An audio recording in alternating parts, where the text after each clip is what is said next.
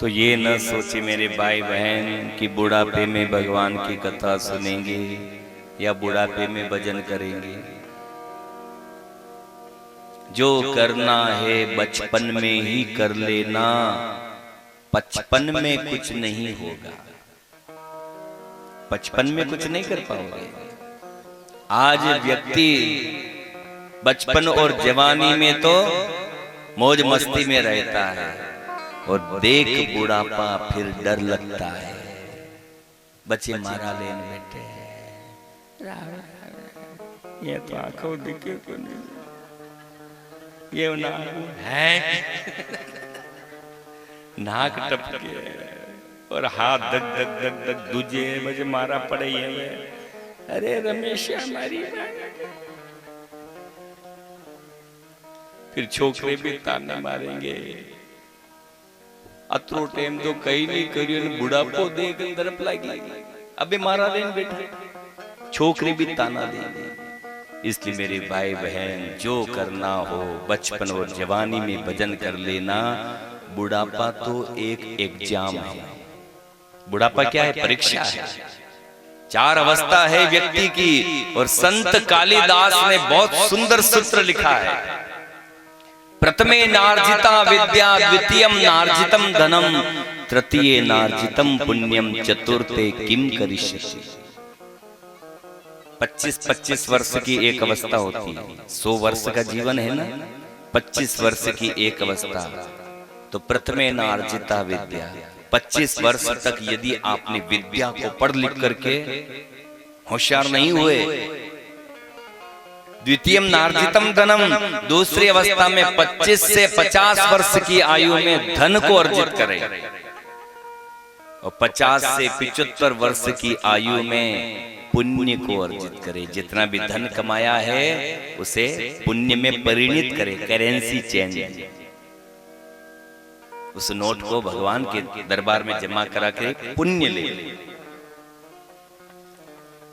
यदि आपने ये भी नहीं किया तो महाकवि कालिदास प्रश्नवाचक चिन्ह लगा देते हैं, चतुर्थे किम करिष्यति। चौथी अवस्था में क्या कर लोगे?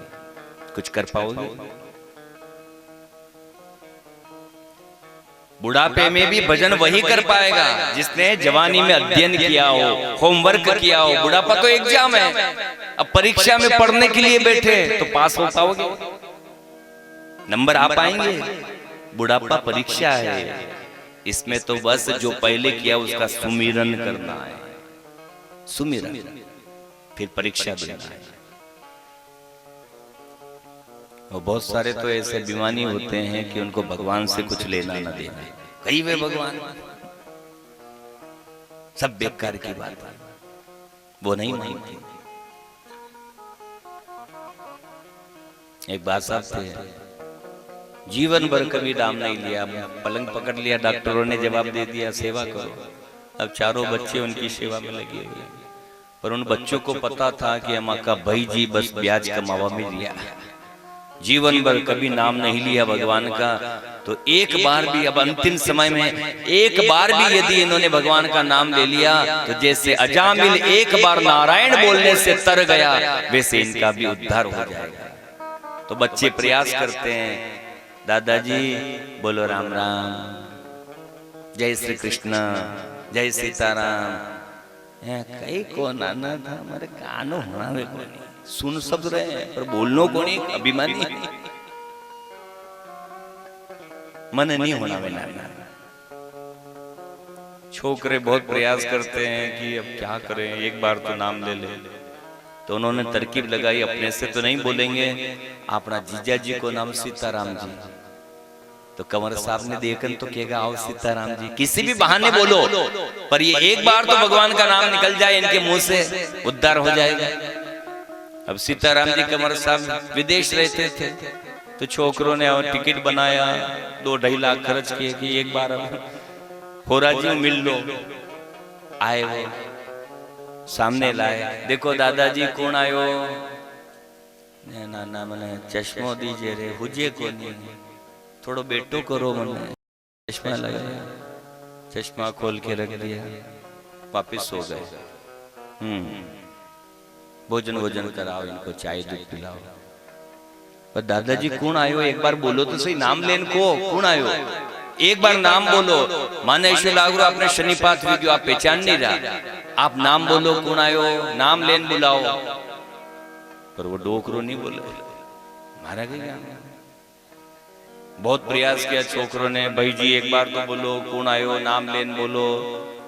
तो भाई जी ने करंट आयो, छोकरा था मैंने कही बेंडियो ही जमत रखियो है, मने मालूम नहीं पड़ रही कौन आयो, अपनी नानी को माटी आयो और कौन आयो। पर यूनिक योगी सीताराम जी कंवर साहब पधारी, सौगंध खा के बेटे भगवान का नाम लेना ही नहीं।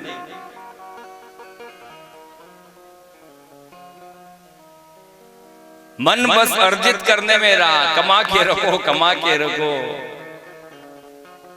वो एक डोकरा बादशाह तो ऐसे थे जो सामने बरामदा था, सोए हुए, अंतिम समय छोकरे सेवा में लगे हुए, वो बार बार उठ करके इशारा करे। अब छोकरे अर्थ लगा रहे हैं कि इन्होंने कमाया तो बहुत, इनके हाथ में बाड़ा में गाड़ रखी हो, जो जाता जाता बतईरा निके। पर इनकी आवाज गुल हो गई थी, बोल नहीं पाते थे, बस इशारा करते थे। तो छोकरों ने अच्छे डॉक्टर से बात करी कि एक बार हमारे दादाजी को बुला दो तो गड़ा हुआ धन हाथ लग सकता है, कमाया तो बहुत है इन्होंने, और इशारा भी कर रहे हैं बाड़े की तरफ, कुछ गाड़ रखा है। डॉक्टर ने कहा ठीक है 80,000 का एक इंजेक्शन लगेगा, था 2 लगाओ 1,60,000 लीजिए, एक बार ये बोल जाए बस तो गड़ा हुआ धन हाथे लग जाए। डॉक्टर ने इंजेक्शन लगाया और दवाई से बोलने की शक्ति भी बात साहब में आ गई। छोकरों ने उतावलेपन में पूछा दादाजी कटे गाड़ रहे क्यों, कई बतेरा वे इशारों कर। अरे बेंडिया कहीं नहीं कह रही हूं, आप पाड़ी बुआरो खई रही जो अवेरो,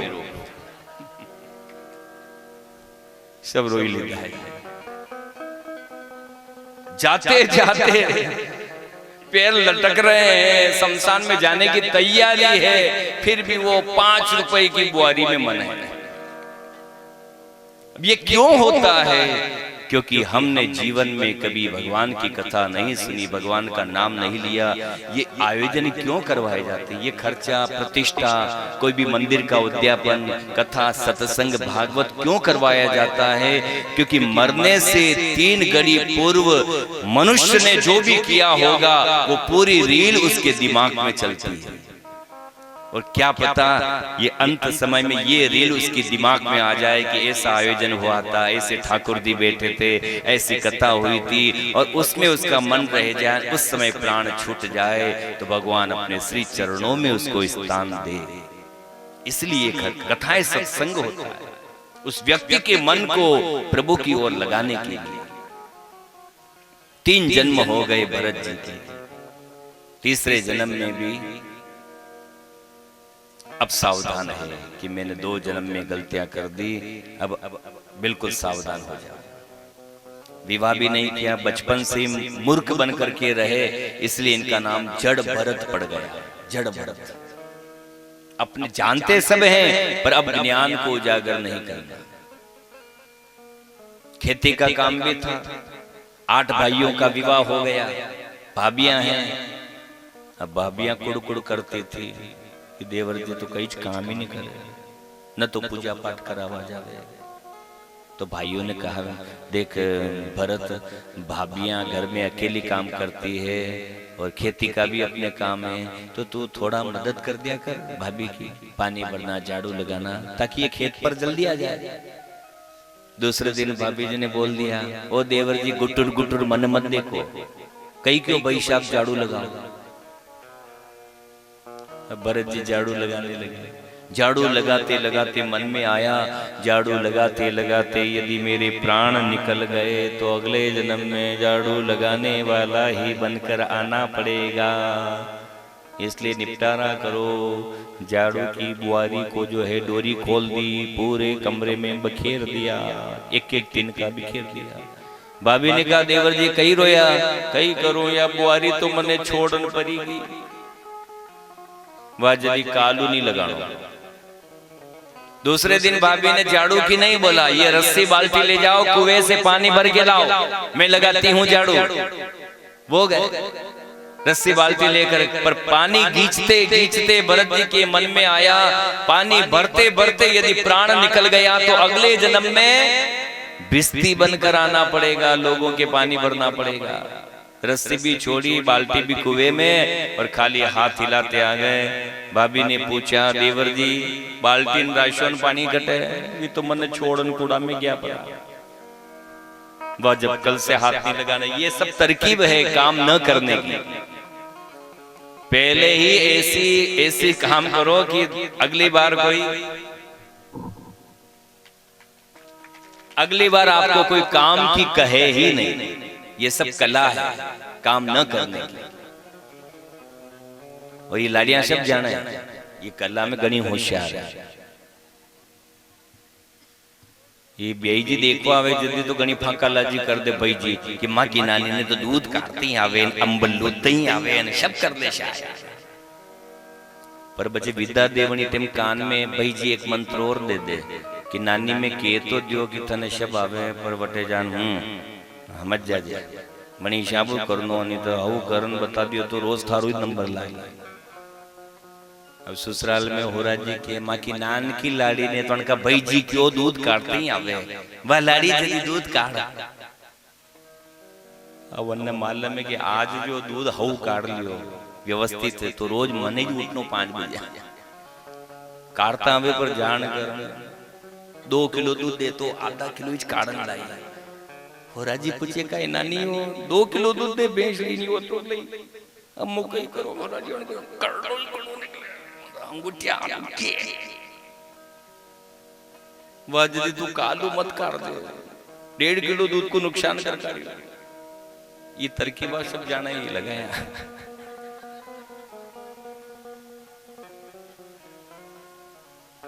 भरत जी भी ऐसे कर रहे हैं कि एक बार यदि व्यवस्थित काम कर दिया तो रोज भाभी कहेगी तुम करो, तो वो काम कोई भी ढंग से नहीं करता, अगली बार कोई कहे नहीं।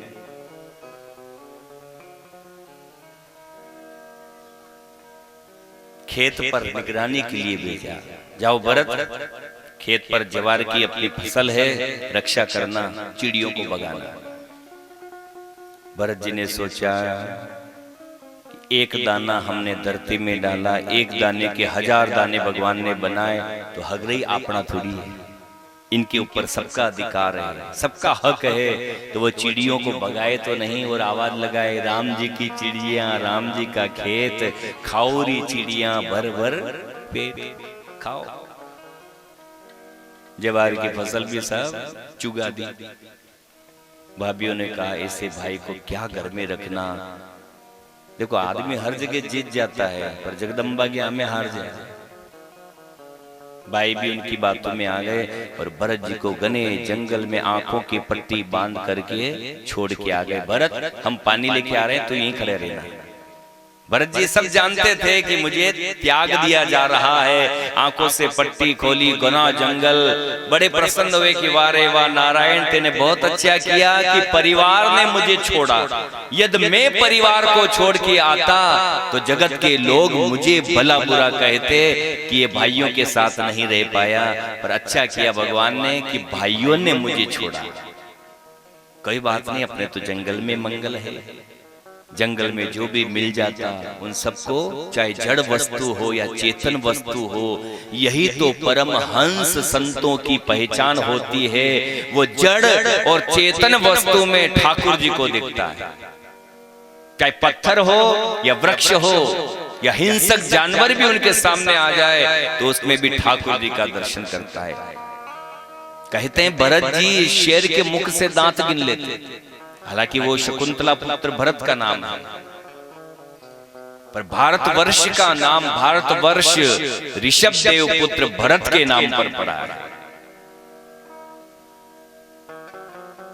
आत्मवत सर्वभूतेषु, सभी आत्मा में परमात्मा को निहारते। भील राजा ने एक बोलमा कर रखी थी, जंगल में मेरी मनोकामना पूर्ण हो जाएगी तो जगदम्बा को बलि चढ़ाऊंगा, और भैंसा पकड़ के भी लाए, पर वो बलि के समय भाग गया तो भरत जी को पकड़ के ले आए। ये अच्छी बलि है, खिलाओ पिलाओ, इसकी बलि चढ़ा दो। भरत जी तो इतना झुक गए, जगदम्बा के चरणों में मस्तक को रख दिया और आंख में आंसू लेकर करुण विनती जगदम्बा से करने लगे, हे माँ जगदम्बा, मैंने कभी नहीं सुना कि कोई माँ जो 9 मास गर्भ में रखे और वो किसी जीव की बलि लेती हो। यदि जगत की माँ अपने पुत्रों को खाने लग जाएगी तो उसे जगत की माँ कौन कहेगा? उसे तो डाकिनी, शाकिनी, पिशाचिनी, सर्पिनी कहेंगे। और हे माँ, तू ये न सोचना कि मैं मरने के डर से तेरे सामने रो रहा हूँ। मुझे मरने का कोई भय नहीं, क्योंकि जो जन्मा है वो निश्चित मरेगा, निश्चित है। मुझे ये भय नहीं, डर नहीं, मुझे डर इस बात का लग रहा है कि हे माँ, जगत में तेरा नाम कलंकित हो जाएगा, तुझे डाकिनी कहने लगेंगे, जगत की माँ कोई नहीं कहेगा। इसलिए तू अपने नाम की रक्षा करना, मेरी करे या न करे, पर अपने ऊपर कलंक मत लगने देना। बड़े प्रेम भाव से भरत जी जगदम्बा के चरणों में ही जगदम्बा की स्तुति करते, मन से आरती करते हैं।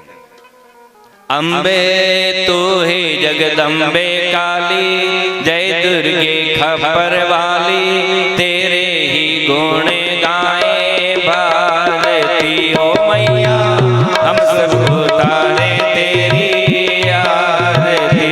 अम्बे तू ही जगदम्बे काली, जय दुर्गे खबर वाली, तेरे ही गुण गाए भारती ओ मैया, उतारे तेरी आरती। तेरे जगत के भक्त जनन पर पीर पड़ी है भारी माँ, पीर पड़ी है भारी। तेरे जगत के भक्त जनन पर पीर पड़ी है भारी माँ, पीर पड़ी है भारी। दानव दल पर टूट पड़ो माँ, दानव दल पर टूट पड़ो माँ, करके सिंह सवारी। सिंहों सी तू बलशाली, अष्ट भुजाओं वाली, दुखियों के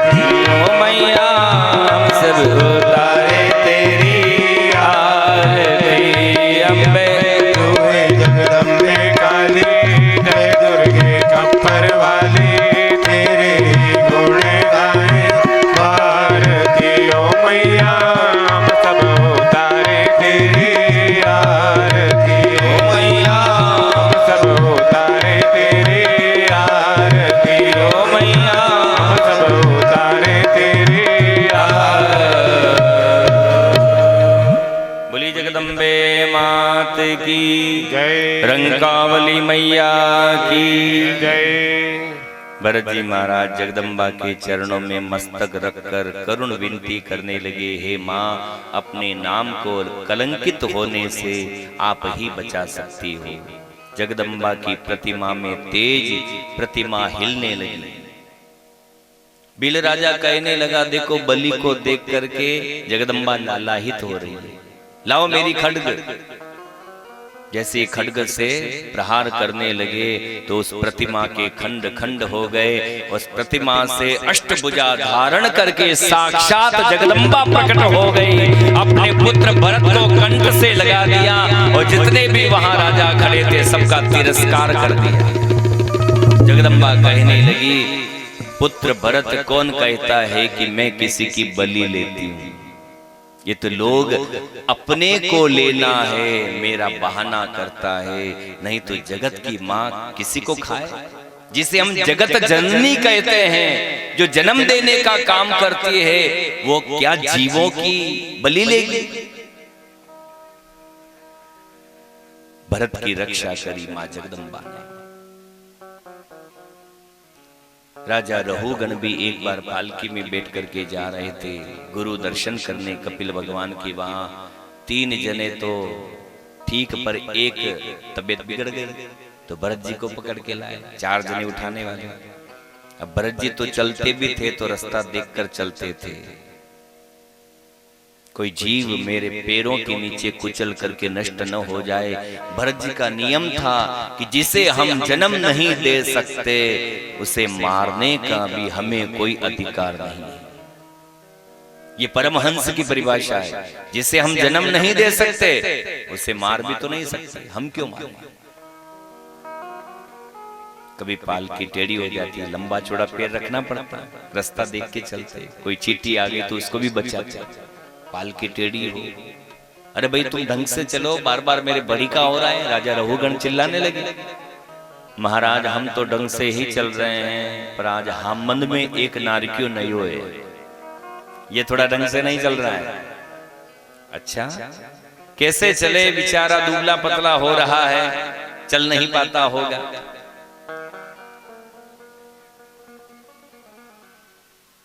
राजा रहुगण की उल्टी बातें सुन करके जड़ भरत ने कहा, महाराज आप जो भी बोल रहे हो, कह रहे हो, मैं समझ रहा हूं, मैं मोटा तगड़ा हूं इसलिए आप दुबला पतला बोल रहे हो। पर महाराज गोरा होना, काला होना, मोटा होना, दुबला होना, ये मात्र शरीर का धर्म होता है, आत्मा तो सब में एक समान है। राजा रहुगण समझ गए कि ये कोई महापुरुष है, अवधूत वेश में धारण करने वाले, और इनके कंधे पर यज्ञोपवीत भी दिखाई दे रही है। तुरंत पालकी से कूदे और भरत जी महाराज के चरणों में गिर गए। आप कौन हैं महाराज? आपके कंधे पर यज्ञोपवीत दिखाई दे रही है, आप कहीं ब्राह्मण तो नहीं? बाकी मैं और किसी से नहीं डरता, ना हम विसंके सुरराज ब्रजान त्रक्षक्ष शूलान यमस्य दंडात।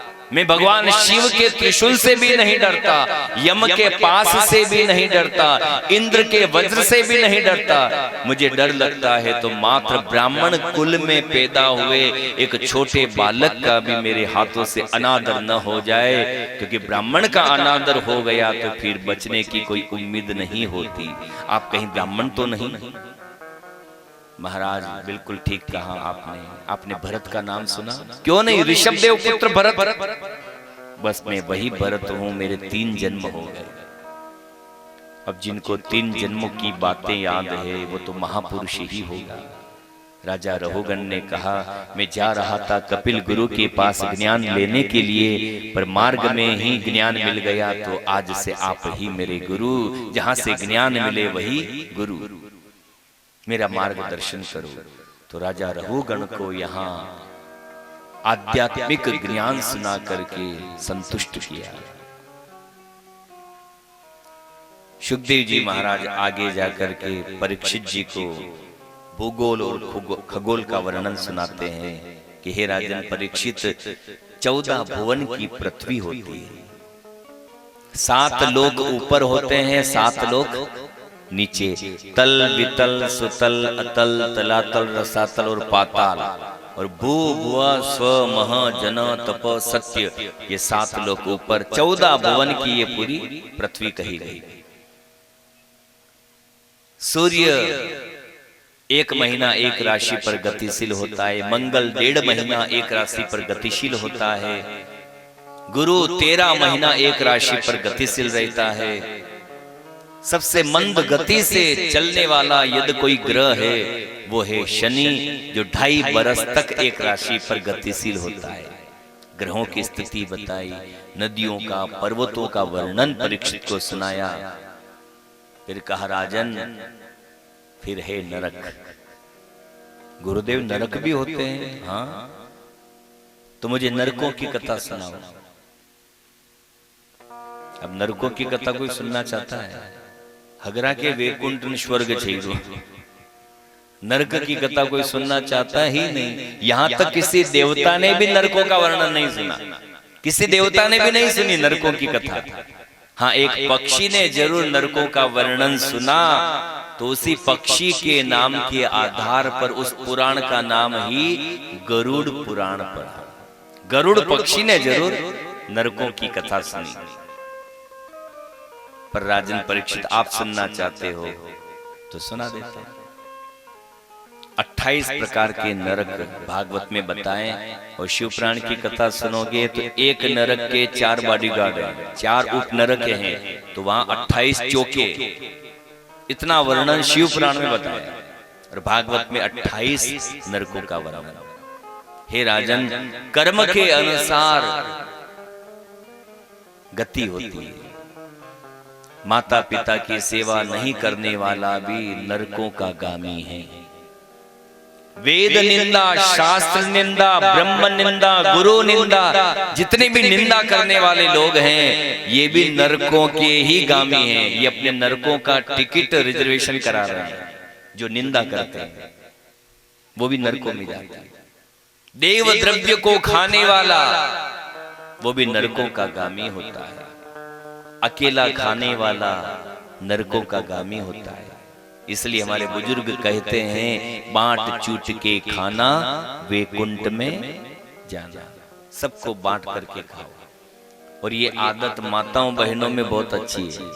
मैं तारीफ करूंगा माताओं बहनों की, क्योंकि रोज देख रहा हूं या प्रसाद में भी माताओं के हाथ में प्रसाद आता है तो बराबर वो रुमाल में या पुड़िया बांध लेती है, अपने पल्लू में बांध लेती है कि घरे भी दांगा, आस पड़ोस में देंगे। मनका की तरफ देखो तो जो ही लड्डू आयो भाग, मारो ही नहीं आयो और दे एकदम। पर औरतों में साथ में लेके जाती है, सबको बांटेंगे। ये मंडी में जावे नहीं नीमा जाना की आदत मुंह बताऊं, मुंह देखू ना लक्षण की बरन ट्रैक्टर जावे मंडी में। अभी हिसाब तो शाम को होता है, 4 बज जाती है पेमेंट होते होते, और सवेरे 5 बजे निकल जाते हैं। माल तो बिक गया, पेमेंट में देरी। पत्नी बेचारी पतिव्रता है कि आज सुबह का गया लई 4 बजा कहीं भी आवेगा, बच्चे रोटी खाऊंगा, पतिव्रता हूँ, भूखी बैठी रहे। और आप शाह बटे गोपी मिष्टान भंडार, बढ़िया माल चटक करके आया। और हाजी आवे 8 बजे ट्रैक्टर लेने, मुंडो शू लटकाना आवे जाने के कहीं पड़ गयो है। जनी बिचारी द्रौपदी पूछे काओ कोई लसन का भाव? हाँ थोड़ा कम था पर वह असल है। बढ़िया वीडियो वाह, यदि वे हाथ पग धो लो, भोजन कर लो। हमारी इच्छा नहीं, आज तबीयत थोड़ी यूं ही हुई। औरत को टेंशन हो जाती है कि आना की तो तबीयत खराब है ना, मुंह खवाना के हमें जो बच्चे आना की मन में कहीं आई, अन्य तुम्हारी कोई फिक्र ही नहीं। तो लगाया कि वाह यदि था की तबीयत खराब है तो आज मुंह ही नहीं खाऊंगा। फिर आदमी के मन में आता है कि मारे पाचे या भूखी रह जाएगी, वाह यदि एक आधी खा लूं। औरत को और टेंशन के रोज 5 रोटी खावे ना, आज एक आधी खा लो। यदि हाची ना की तबीयत खराब दिखे, अब एक खाई रहा तो मुझ तो पतिव्रता हूँ, आधी खाऊंगा, भरपेट भी नहीं खा सकती हूँ। ज्यादा भरपेट खा लूं तो इनके मन में आएगा कि मारी तो तबीयत खराब है, तू ठूस। तो ठूस ठूस के खा। पर बिचारी उस औरत को क्या मालूम कि अणा को कटोर दान नीमचू गोपी मिष्टान भंडारू भरन आयो है। अकेले क्यों खाते हो, साथ में ले आते, बच्चों को सबको परिवार में बैठ करके खिलाते। अकेला खाने वाला भी नरकों का गामी है, कण कण सबको दो, बांट के खा। राजन परीक्षित ने पूछा, गुरुदेव यदि कोई नरकों से बचना चाहता हो तो कुछ उपाय? बराबर उपाय है। हर बीमारी की दवाई है, हर रोग की चिकित्सा होती है। नरक बने हैं तो उनसे बचने का उपाय भी है। 2 अक्षर के नाम का उच्चारण करो, नरकों से बच जाओगे। राजन 2 अक्षर का नाम, वो है हरि। हरि नाम उच्चारण जीवन भर करते रहो, नरकों से बच जाओगे। माचिस में जो काड़ी होती है ना, आप उसको क्या बोलते हो? हरी बोलते हो ना, हरिया की डब्बी। उस हरी को माचिस पर रगड़ो, सूखी घास के ढेर में डालो तो क्या होगा? घास जल करके भस्म हो जाती है। ठीक उसी प्रकार से एक हरि नाम को यदि भक्त अपनी जिह्वा पर रगड़ता है तो ऐसी आग प्रकट होगी कि आपके पाप भी सब राख हो जाएंगे। पाप को जलाना हो तो हरि नाम को अपनी जिह्वा पर रगड़ो। हरि नाम अमृत है। देखो सबका श्रृंगार होता है, और आज के जमाने में श्रृंगार से कोई अछूता नहीं है। हर व्यक्ति चाहता है कि मैं सुंदर से सुंदर दिखूं, श्रृंगार करूं। हम हमारे तन को सजाने में, श्रृंगार करने में रह गए। गले में बड़े बड़े सोना चांदी पहने, हाथ में घड़ी पहनी। ये क्या है? शरीर को सजा रहे हो ना। शरीर को सजाना तो याद रहा, पर जिह्वा का श्रृंगार है हरि नाम, उसको सजाना क्यों भूल गए?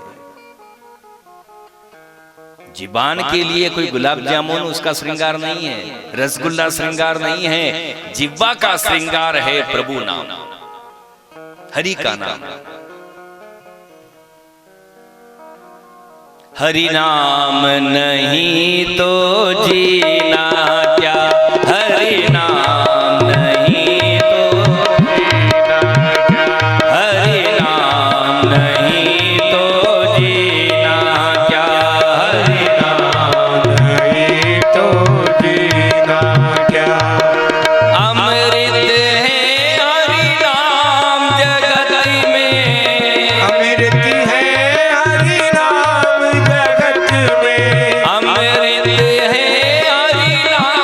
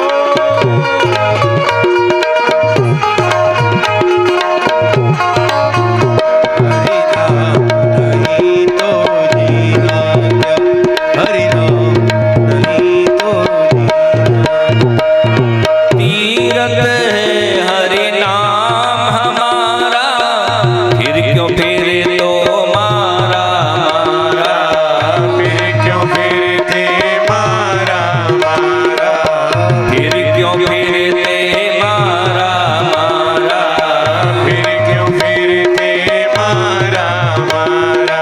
अंत समय हरि नाम ने आवे, समय हरि नाम ने आवे, अंत समय हरि नाम ने आवे, समय हरि नाम ने आवे। तो काशी और मदीना क्या, हरि नाम नहीं तो जीना क्या, हरि नाम नहीं तो जीना क्या।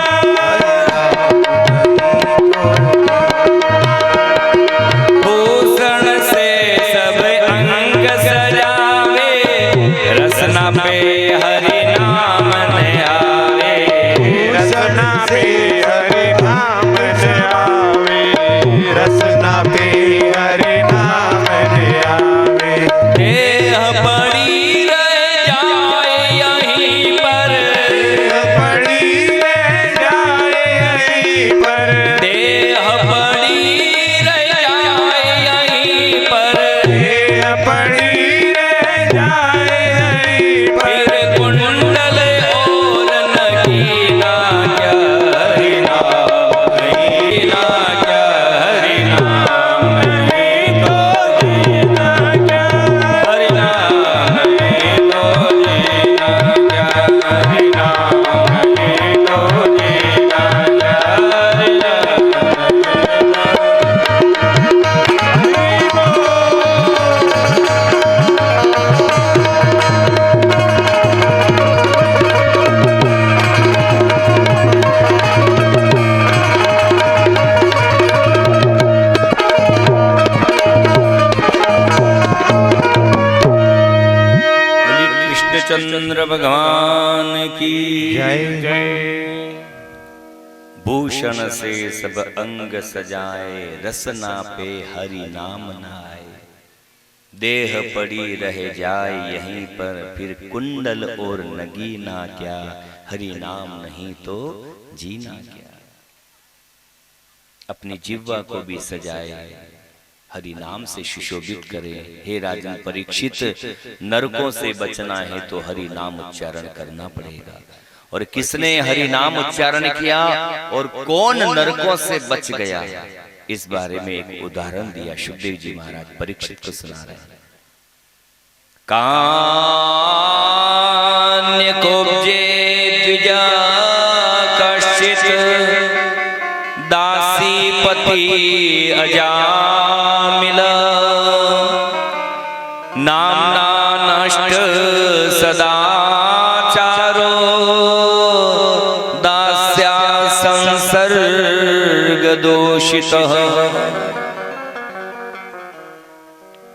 कान्यकुब्ज ब्राह्मण अजामिल ब्राह्मण था, धर्मात्मा पति थी, जय पत्नी थी, उसे छोड़ करके गणिका के संग रहने लगा। गांव के लोगों ने कहा भैया तो सबको गांव में बिगाड़ेगा, गांव से बाहर रहे। गांव के बाहर कुटिया बना करके रहता था। एक बार संत मंडली आई गांव में, पर गांव के लोगों ने कपट किया, धोखा दिया, क्योंकि संत की पहचान नहीं कर पाए इसलिए कपट किया। संतों की पहचान भी हर कोई नहीं कर सकता, व्यक्ति की पहचान हर कोई नहीं कर सकता। सच्चा जोहरी ही हीरे की पहचान करता है, परख करता है, और सच्चा निष्कामी भक्त ही भगवंत और संत की पहचान करता है। भेज दिया, जाओ अजामिल खूब सेवा करेगा। संत भोले स्वभाव के चले आए। ओ अजामिल भगत, गणिका थी, गणिका ने सम्मान दिया, आदर दिया। अजामिल तो पुष्प वाटिका में गया था पुष्प लेने, गणिका बुलाने आई, स्वामी आज अपने घर पर कुछ संत मंडली पधारी है, तो तू मुझे यहाँ बुलाने क्यों आई? वो गंगाराम कोने में पड़ा था। जो भी हो तुमड़े तामड़ी पैसे छीन लेती, अपना तो काम ही यही है। ना स्वामी, वो धोखे में आए हैं, आपको भक्त बोल रहे हैं, भक्त। जो मैं कहूंगी वो आपको करना पड़ेगा। इस प्रसंग से मैं आपको बताना चाहूंगा निवेदन तो नहीं करूंगा, क्योंकि व्यासपीठ कभी भी निवेदन नहीं करती। बहुत सारे वक्ता बलि बोल जाते होंगे कि मेरा आपसे निवेदन है, पर यहाँ बैठने के बाद, नीचे उतरने के बाद बलि निवेदन कर सकता हूँ, पर व्यासपीठ का हमेशा आदेश होता है, व्यासपीठ कभी निवेदन नहीं करती। तो आपसे मैं कहना चाहूंगा, पत्नी चाहे तो अपने पति को वैकुंठ में भी पहुंचा सकती है, और पत्नी चाहे तो अपने पति को नरकों में भी धकेल सकती है। ये थी तो गणिका ना, वेश्या थी, फिर भी मैं इसे धन्यवाद दूंगा, ये अपने पति अजामिल को वैकुंठ में पहुंचाना चाहती है। इसलिए अजामिल से कहा, स्वामी यदि आप मेरा कहा नहीं मानोगे तो मैं आपको छोड़ के चली जाऊंगी। वो संत धोखे में आए हैं, उनका आदर सत्कार आप करना, सेवा करना। अजामिल ने संतों को प्रणाम किया, भोजन करवाया।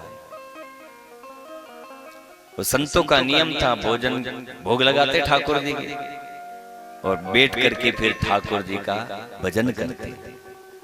उस भजन में मानो संतों को शंका हो गई थी कि हम गलत जगह आए हैं, क्योंकि लोग जो निकल रहे हैं रास्ते में वो कानाफूसी कर रहे हैं आपस में, इसका मतलब हम गलत जगह आ गए। पर जो भी हो, भोजन प्रसाद किया है। संत और ब्राह्मण जिसके घर का भी अन्न लेता है, ऐसे ही नहीं लेता है, अपना पुण्य उस यजमान को देकर जाता है, अपना पुण्य देता है। मुझे 2-3 जने कल मिले कि गुरु जी आप अटीज रही रहा। मैंने कहा माँ तो सोच रहा था कि आप जावत चला जाओ। मैंने कहा भैया अगर व्यवस्था नहीं होती है तो फिर अपने ठिकाने, बाकी हो जहां तक मेरा तो उद्देश्य यही रहता है कि जिस यजमान के यहाँ जिस गांव में कर रहे हैं कथा, उसी स्थान पर रुके, ताकि यजमान को ब्राह्मण सेवा करने का पूरा अवसर मिले, ब्राह्मण की सेवा करे, ताकि उसे ब्राह्मण का पुण्य मिले। नहीं तो जा सकते हैं, आ सकते हैं, 11 बजे आ जाए, 4 बजे रवाना, पर उसमें यजमान का हित नहीं होता। यजमान को फिर क्या मिलेगा, उसको सेवा और पुण्य कैसे मिलेगा।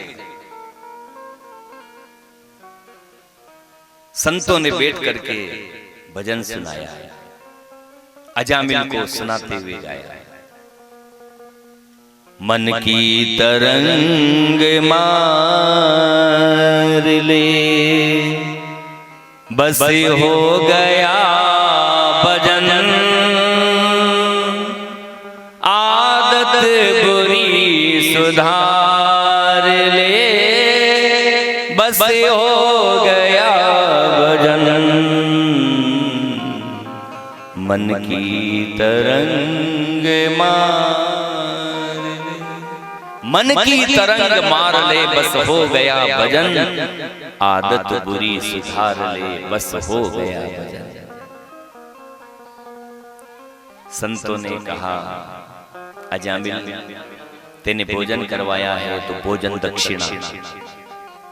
देखो ये आप लोगों को भी हमेशा याद रखना, किसी भी ब्राह्मण को अपने घर पर भोजन के लिए बुलाएं तो भोजन के बाद संत और ब्राह्मण को भोजन दक्षिणा दी जाती है, चाहे 1 रुपया ही दो।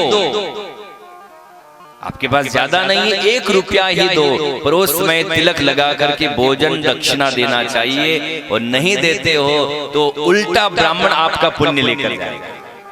उस पुण्य से छुटकारा पाने के लिए जो श्रद्धा हो, भोजन के तुरंत आसन से नहीं उठे ब्राह्मण, उससे पहले तिलक लगा करके उसको भोजन की दक्षिणा दो। मान लो कोई कर्म भी आपके वहां किया है, पूजा पाठ अनुष्ठान भी कर रहा है ब्राह्मण, तो नित्य का भोजन की दक्षिणा उसको देना चाहिए। और अंतिम कर्म की दक्षिणा जब देने लगो, यदि पहले कर्म की दक्षिणा आपने दे दी भोजन दक्षिणा से पहले, तो वो बड़ा लिफाफा वो भोजन दक्षिणा में माना जाएगा, और बाद में दिया तो फिर आपका काम सब फिर क्या दिया।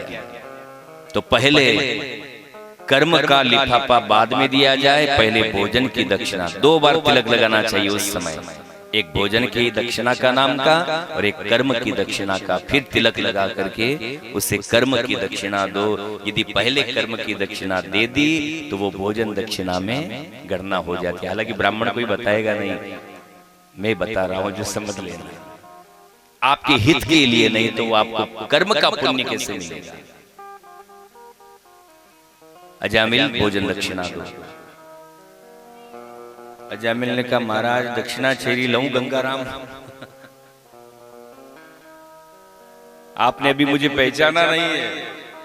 संत समझ गए भैया, मान गए, ठीक है कोई बात नहीं, तू दक्षिणा मत दे।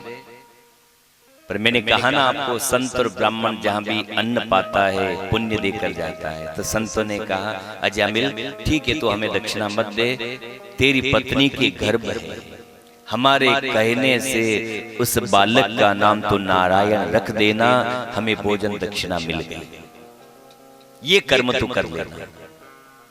गणिका बड़ी समझदार थी, उसने कोयले से दीवार पर नारायण नाम लिख दिया। अभी तो मेरे समय है, जब मेरे लाला होगा तो उसका नाम निश्चित ही नारायण रखूंगी। समय आया, अजामिल के 9 पुत्र पहले थे, 10वें नंबर पर गणिका के पुत्र हुआ, उसका नाम नारायण ही रखा संतों के कहने से। बड़े बेटे में मां का प्रेम ज्यादा होता है, छोटे बेटे में पिता का प्रेम अधिक होता है। बीच का फुटबॉल, बड़ा माँ का प्यारा, छोटा पिता का प्यारा, तो चिंता मत करना हो, बीच वाले ठाकुर जी के प्यारे होते हैं, वो भगवान को प्यारे होते हैं। अब अजामिल जो भी काम हो, छोटे बेटे को ही आवाज लगाए, नारायण जल लाओ, नारायण दूध लाओ, नारायण भोजन परोसो, बार बार उसी को आवाज लगाए। कर्म तो खोटे थे अजामिल के, यमदूत लेने आए, उठाने आए। यमदूतों को देख करके अजामिल भयभीत हो गया, अपने पुत्र नारायण को आवाज लगाने लगा, नारायण दौड़ दौड़ जल्दी से आ, ये कौन है जो मुझे खींच करके ले जा रहे हैं? नारायण मेरी रक्षा कर, नारायण मेरी रक्षा कर। बारंबार आर्तनाद से नारायण नारायण चिल्लाता है, तो वैकुंठ में भगवान नारायण का सिंहासन डोल गया। भगवान ने कहा, अरे पार्षदों क्या देख रहे हो, कौन मुझे पुकार रहा है, जाओ उसकी रक्षा करो। भगवान के पार्षद चले आए और यमदूतों से अजामिल को छुड़ा लिया, छोड़ दो इसे। अब यहाँ भागवत में यमदूतों में और भगवान के दूतों में संवाद होता है। यमदूत कहने लगे, अरे विष्णु पार्षदों आप कैसे आए? इसने भगवान को पुकारा नारायण नारायण, इसलिए हम रक्षा करने आए, प्रभु ने भेजा। अरे तो आप धोखे में आ गए, ये भगवान नारायण को थोड़ी बुला रहा था, इसके छोकरे का नाम नारायण है, उसको बुला रहा था कि बेटा मुझे बचा ले, रक्षा कर, उसे बुला रहा था, उसे पुकार रहा था। भगवान के पार्षद कहते हैं, यमदूतों एक बात बताओ, भले ही ये बेटे के बहाने बुला रहा था, पर ये नारायण नाम किसका है? नाम तो ठाकुर जी का है ना, तो नाम तो अपना प्रभाव दिखाएगा। भले ही बेटे के बहाने बुला रहा था, पर नारायण नाम तो भगवान का है ना। देखो भाई, चूल्हे में अग्नि में आप हाथ जानबूझ करके डालो या अनजाने में डालो, बोलो अग्नि का काम क्या है? अग्नि का काम तो जलाना है। अब आप ये नहीं कह सकते मैंने मालूम नहीं थी कि इसमें अंगारा है, ये गलती आपकी है। जान करके अग्नि में हाथ डालो या अनजाने में डालो, अग्नि का काम है जलाना। तो जान करके लो या पुत्र के बहाने लो या पति के बहाने लो, किसी भी बहाने लो, नाम नारायण तो भगवान का है, इसलिए नाम तो अपना प्रभाव दिखाता ही है।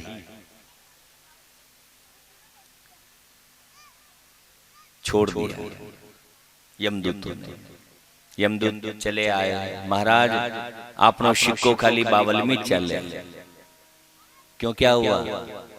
हम उसे लेने गए आपके आदेश से, पर वहां तो भगवान के पार्षद आ गए और अजामिल को हमसे छुड़वा लिया।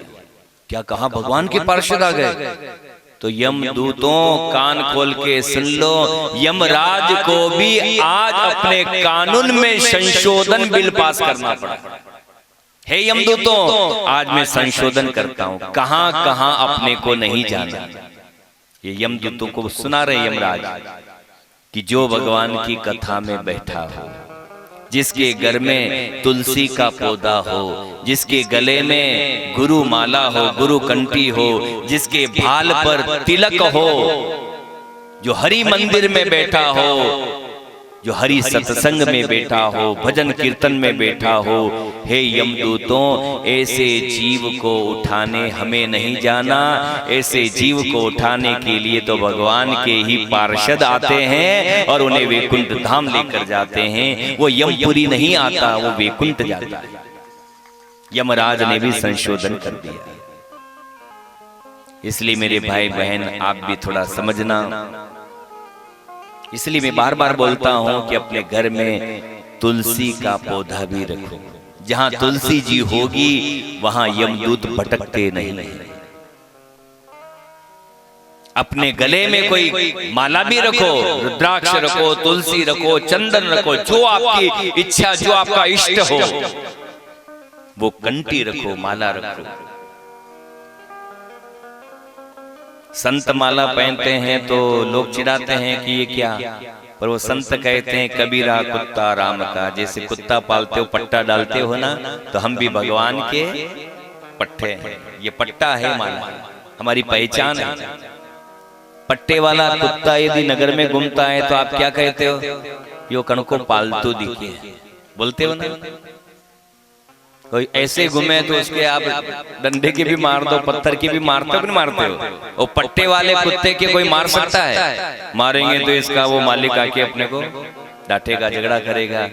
तो गले में यदि हम ये पट्टा डाल लेते हैं ना, माला, तो यमदूत भी हमको डंडा मार नहीं सकता। वो भी डरेगा कि ये उस मालिक का बंदा है, इसे पीटना नहीं। भाल भी कभी सुना मत रखो, ललाट पर तिलक रखो। जो आपकी इच्छा, जो आपका इष्ट हो, जो संप्रदाय हो, वो तिलक आप धारण करें। मैं बिंदी लगाता हूँ।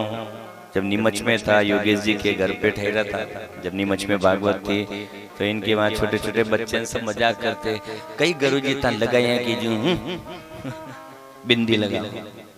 मैंने कहा औरतें क्यों लगाती है? कि औरतां तो भी सुहागिन है, जो लगा। तो मैंने कहा मुंह भी विधवा थोड़ी हूं, मैं भी सुहागिन हूं। और मैं ही नहीं मेरे भाई बहन, मेरी दृष्टि में तो इस जगत में जो श्वास ले रहा है वो विधवा है ही नहीं। जो प्राणवायु ले रहा है वो सदैव सदवा होता है, विधवा कोई है ही नहीं। क्योंकि सबके प्राणों के पति हैं।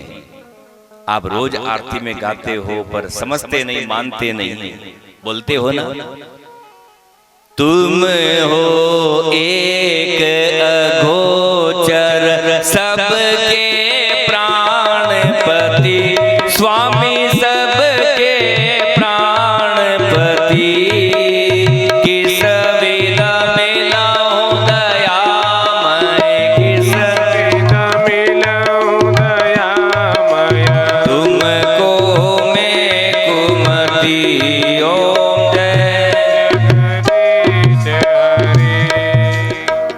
आरती में गाते हो तुम हो एक अगोचर सबके प्राणपति। जब सबके प्राणों के पति कौन है? नारायण। तो बोलो आप विधवा कैसे हुए? नारी ही नहीं, पुरुष भी सदवा है, क्योंकि उनके भी प्राणों के पति नारायण है। जो प्राणवायु ले रहा है वो सब सदवा है। और यदि प्राणों के पति नारायण है, इसलिए तो ये मांग भरी जाती है, ये तिलक लगाया जाता है, ताकि पता चले कि हम भी सदवा हैं, हमारे प्राणों के पति भगवान नारायण है। ये चिन्ह लगाया है। रोड के किनारे जो ये वृक्ष होते हैं ना, तो गवर्नमेंट के आदमी आते हैं और उन वृक्षों पर पोत के जाते हैं। लाल पीला पोतते कि नहीं पोतते? क्यों पोता हो? चिन्ह लगाया ताकि इस वृक्ष को कोई काट न सके, पहचान कर दे कि यह सरकारी वृक्ष है, यदि इसे कोई काटेगा तो सजा मिलेगी। जब रोड के किनारे खड़े वृक्ष को गवर्नमेंट पोत जाती है, कोई काट दे तो सजा हो, जुर्माना हो, तो उसी प्रकार से यदि आप भी अपने माथे पर ये रंग पोत देते हैं, तिलक लगा देते हैं, तो यमराज की भी हिम्मत नहीं कि हमें काट सके। वो भी समझ जाएगा कि ये बांके बिहारी सरकार का आदमी है, इसे काटना नहीं, इसे मारना नहीं, ये पहचान है। और दूसरी बात, इस प्रसंग से आपको क्या सीखना है, कथा तो आप सब जानते हैं।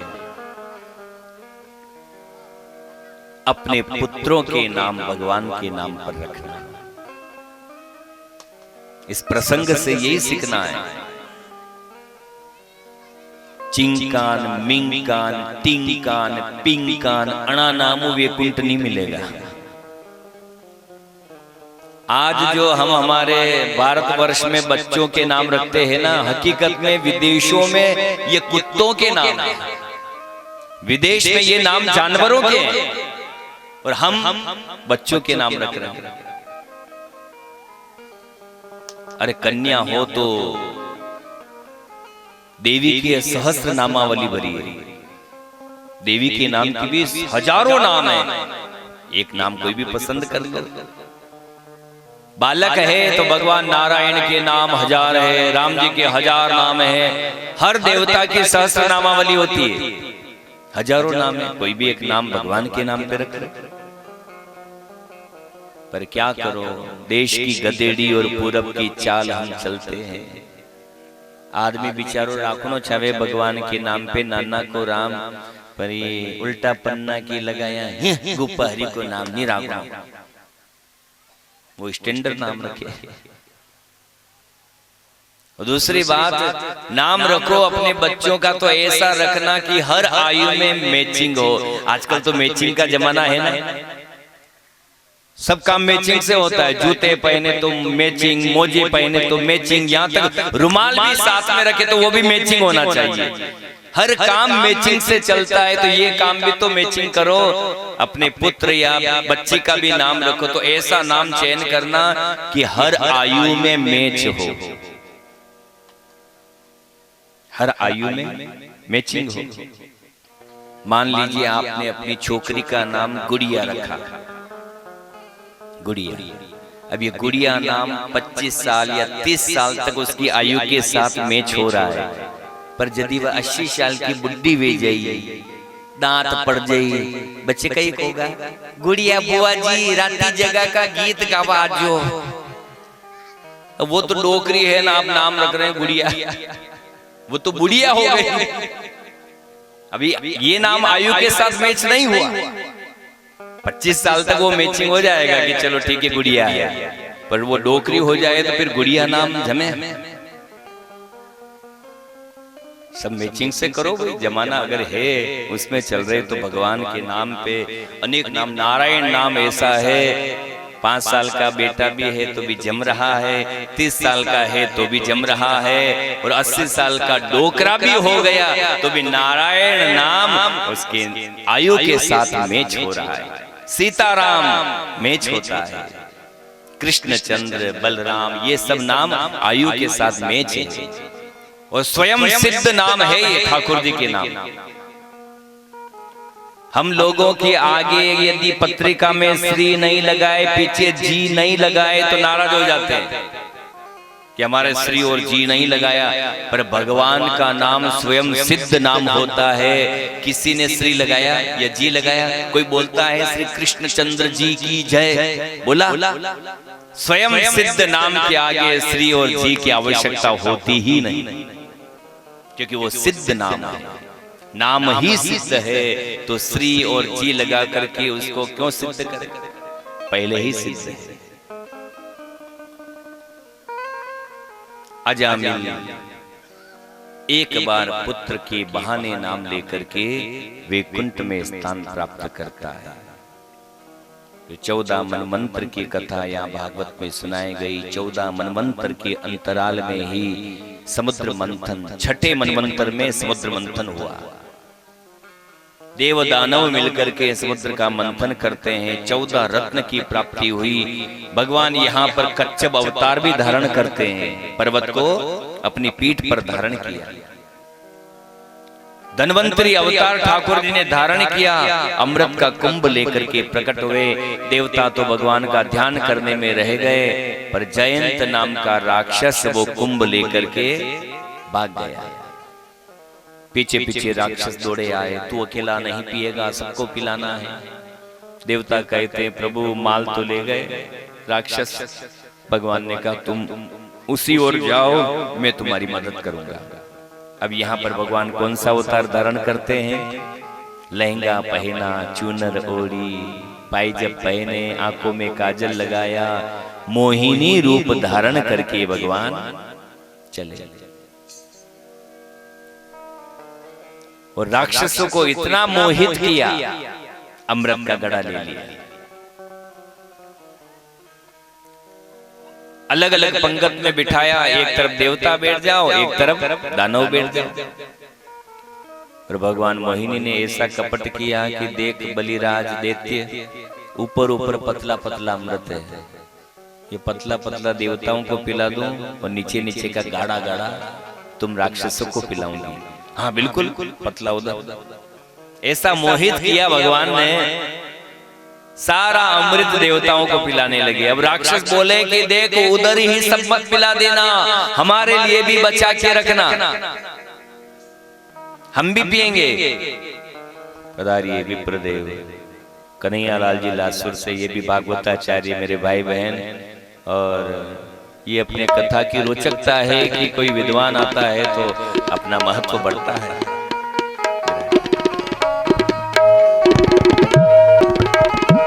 भगवान मोहित करते रहे राक्षसों को, नेत्र की चपलता के द्वारा कभी चूड़ी की झनकार देते, कभी पायल बजा देते, अपनी ओर आकर्षित करते रहे। और सारा अमृत राक्षसों के उधर राहु के मन में आया कि अमृत भी पतरा गाढ़ा होता है क्या?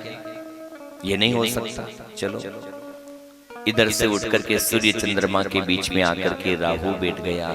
भगवान मोहिनी ने उसे भी अमृत पिला दिया। सूर्य चंद्रमा ने शिकायत करी, प्रभु आप पहचान नहीं पाए, ये उधर से आकर के बैठा, राक्षस को भी आपने अमृत पिला दिया। भगवान मोहिनी ने अपना स्वाभाविक स्वरूप लिया और सुदर्शन चक्र के द्वारा राहु के मस्तक को काट दिया, पर अमृत कंठ से नीचे उतर गया था, इसलिए मरा नहीं। दो हो गए राहु और केतु। राहु केतु ने कहा ओ सूर्य चंद्रमा, आप दोनों ने शिकायत करके मेरा मस्तक कटवाया है, इसलिए हम दोनों को जो है पीड़ा देंगे। तो आज भी सूर्य ग्रहण और चंद्र ग्रहण ये राहु केतु के कारण ही होता है। आज भी ये दोनों सूर्य चंद्रमा को ग्रसते हैं, ग्रहण लगा देते हैं। हल्ला हो गया कि भगवान ने कपट किया, भगवान ने कपट किया। खून की नदियां बहने लगी। शुक्राचार्य जी महाराज ने बलि को समझाया कि युद्ध विराम करो, युद्ध विराम करो, और ये कल विराम करके बलिराज यज्ञ करने के लिए नर्मदा क्षेत्र भरूच में गए।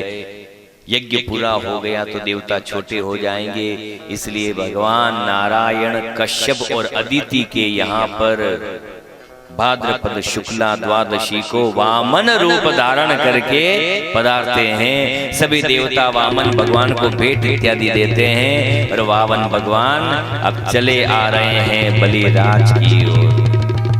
जहाँ यज्ञ चल रहा है उस ओर चले आ रहे हैं।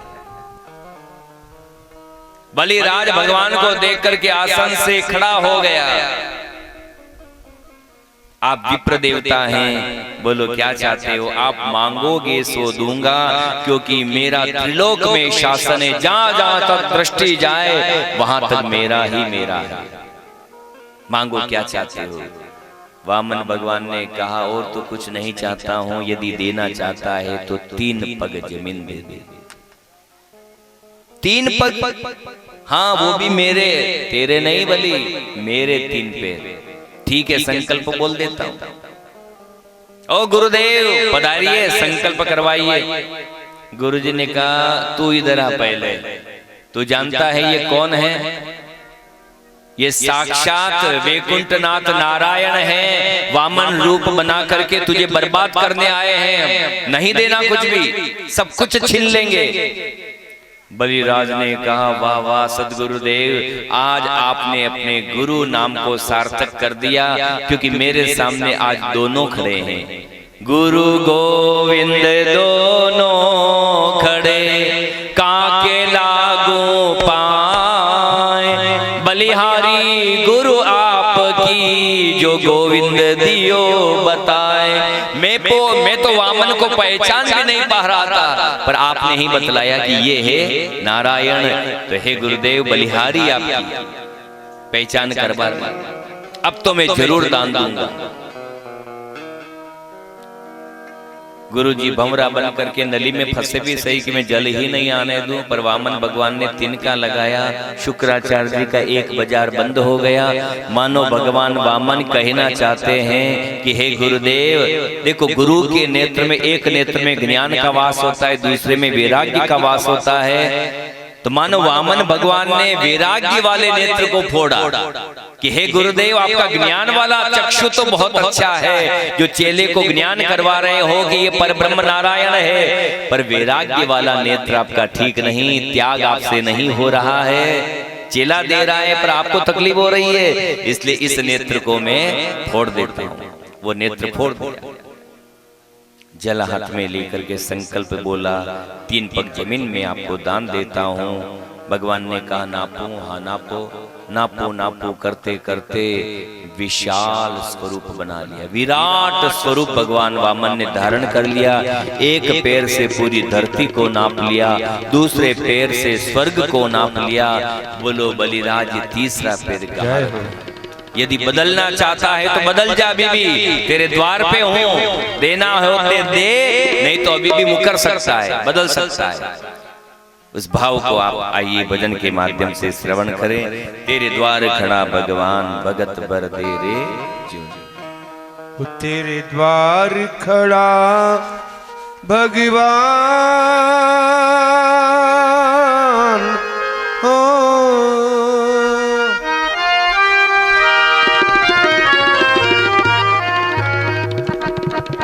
तेरे द्वार खड़ा भगवान, भगत भर दे रे डोली, भगति भर दे रे डोली।